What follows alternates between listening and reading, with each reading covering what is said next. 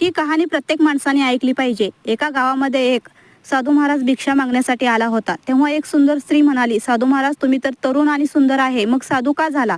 तेव्हा साधू महाराज म्हणाले, म्हातारं झाल्यावर ही सुंदरता काही राहणार नाही। मी अशी एक वस्तू हुडकत आहे की ती कायम तशीच राहील आणि प्रभावित राहील। तेव्हा ती स्त्री साधू महाराजांच्या बोलण्यावर प्रभावित होऊन साधू महाराजांना जेवण करण्यासाठी घरी बोलवते। तेव्हा साधू महाराज त्या स्त्रीच्या घरी जेवण करण्यासाठी जातात। जेवण करून एका झाडाखाली झोपतात।